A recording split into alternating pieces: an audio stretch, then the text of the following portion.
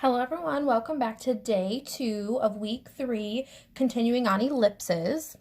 And so we're going to take what we did in the other video and we're going to just take it one step further.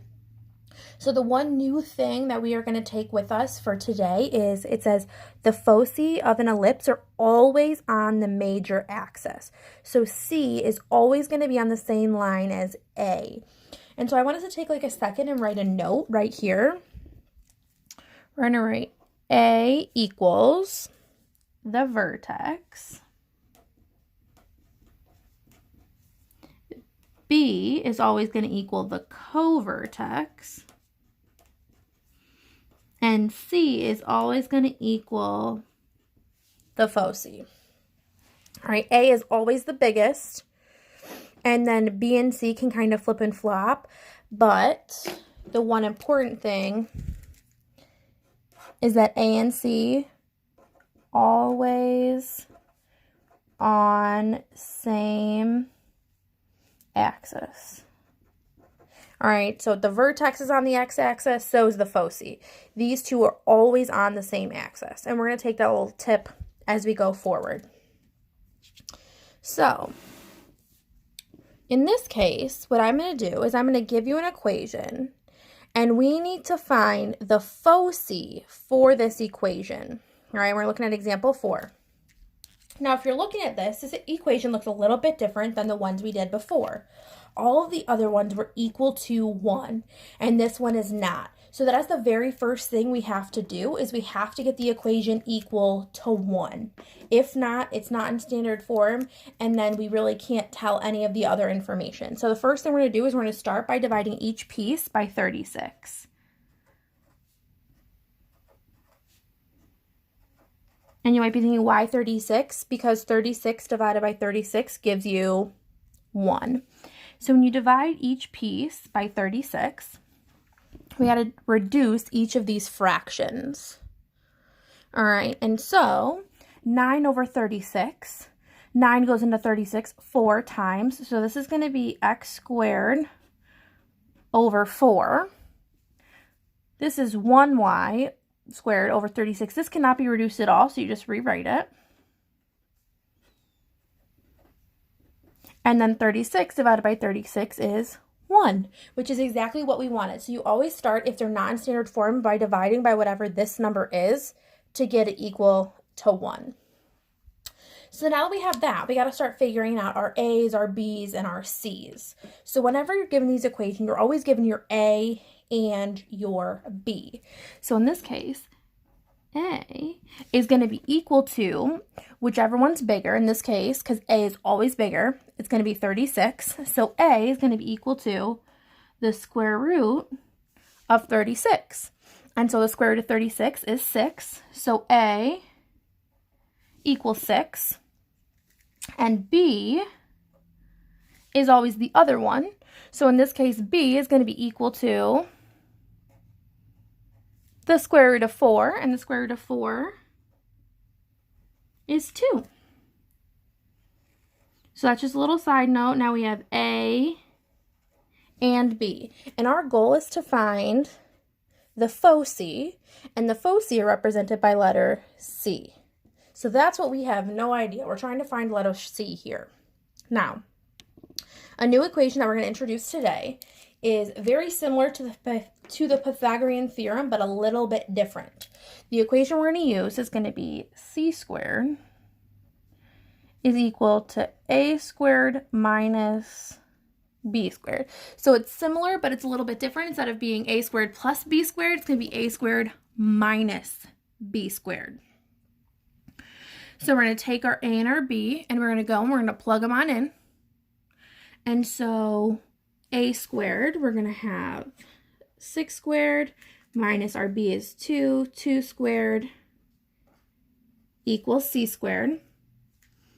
So C squared equals 6 squared is 36 minus 2 squared is 4. 36 minus 4 equals 32. But we don't want C squared. We just want plain regular C. So we're going to have to square root both sides. So C is going to equal plus or minus the square root of 32. You can turn that into a decimal if you want, or you can leave it just like that.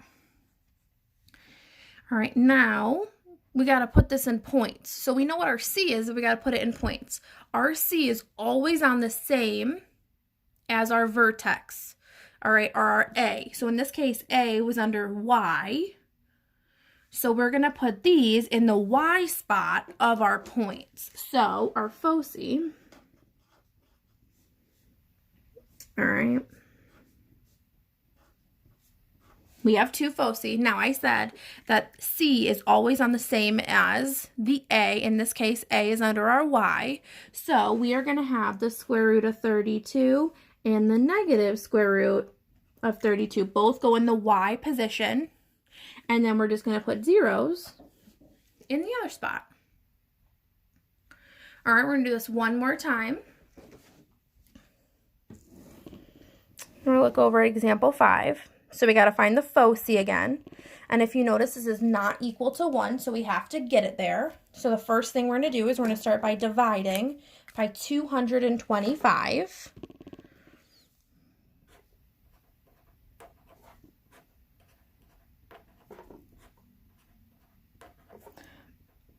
All right, so 25 and 225.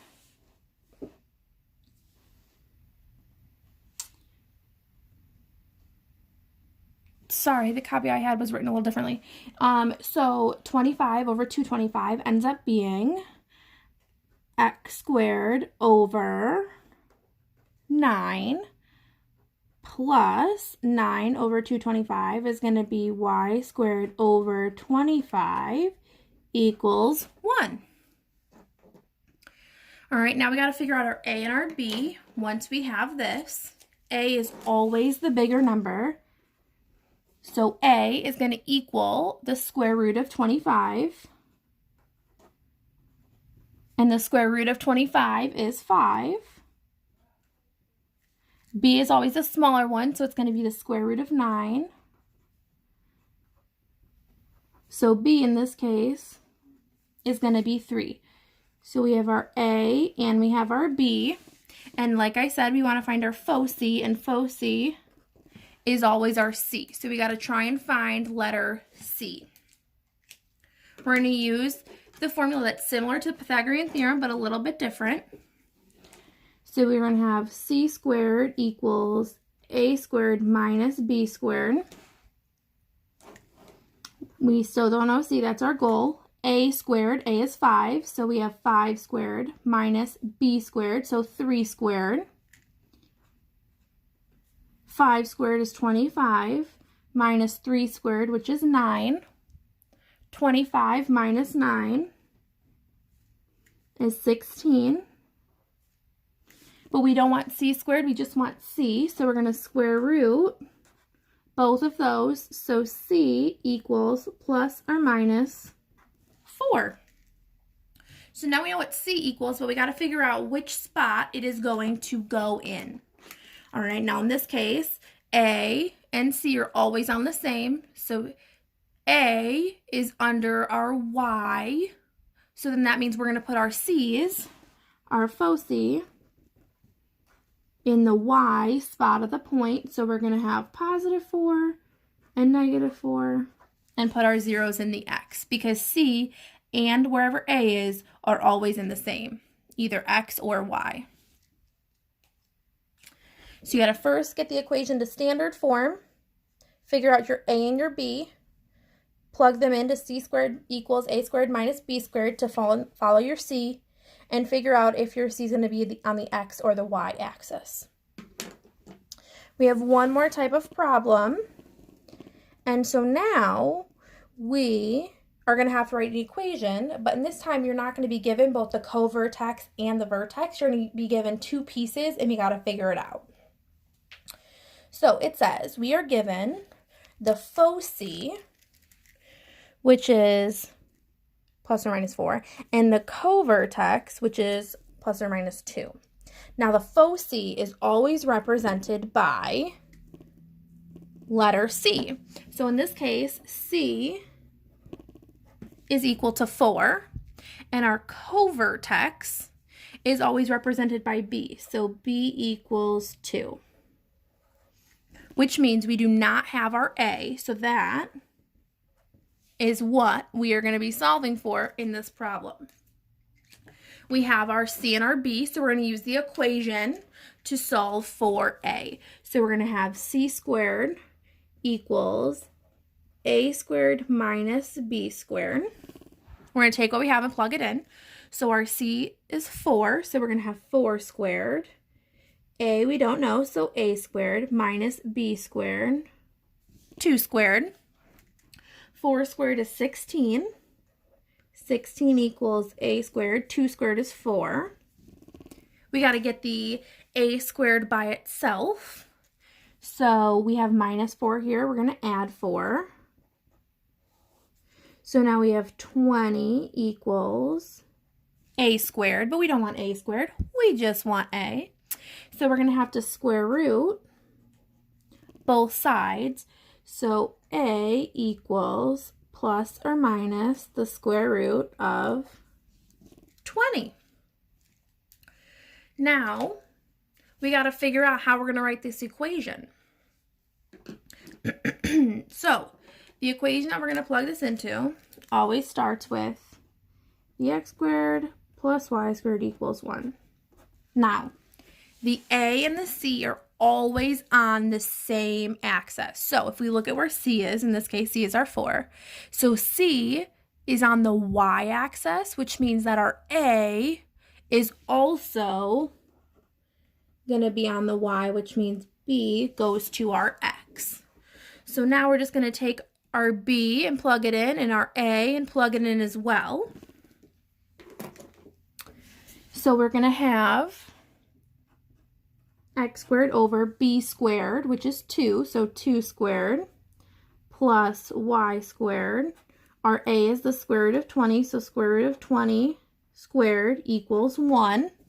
But we're going to take it one more step further and simplify. So we have final answer x squared over 4 plus y squared over 20 equals 1, because 2 squared gives you the 4, and the square root and the square cancel each other out and just leave you 20. So that is your final answer. We're going to do one more, but this time I'm going to give you 2 different things. So in this case, it says the foci and the vertices, the vertices. So our foci is always c, so c equals 3. And our vertices, our vertex, are always a, so a equals 7. In this case, we don't know what our b is, so b equals question mark. All right, so now we're going to take this and we're going to plug this in the modified Pythagorean theorem. So c squared equals a squared minus b squared. C squared, we have 3 squared. A squared is going to be 7 squared minus b squared. 3 squared is 9, equals 7 squared, which is 21, minus b squared. We want to get, wow, 21, that's totally not even right. It's definitely 49. Whoops. I did 3 times 7. Whoops. So 7 squared is 49. Whoops, sorry.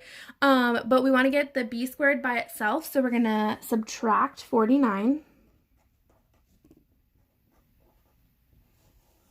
So then we have negative 40 equals negative b squared. But we cannot have the negative b squared. That's a big no. So we're going to divide both sides by negative 1. So then we have 40 equals b squared. But we don't want b squared. We just want b.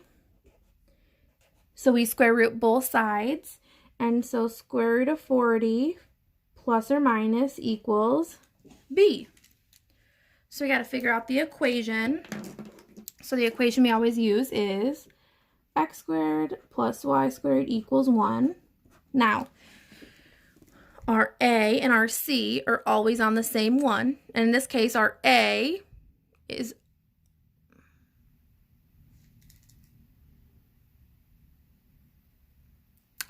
on our y, so we're going to re-put that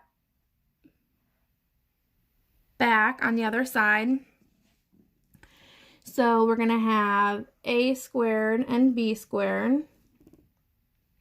All right, now our b squared, we have x squared over square root of 40 squared plus y squared over a squared, which is going to be 7 squared, equals 1. So then our final answer, once we reduce this, will be x squared over 40 plus y squared over 49 equals 1. And that is your final answer.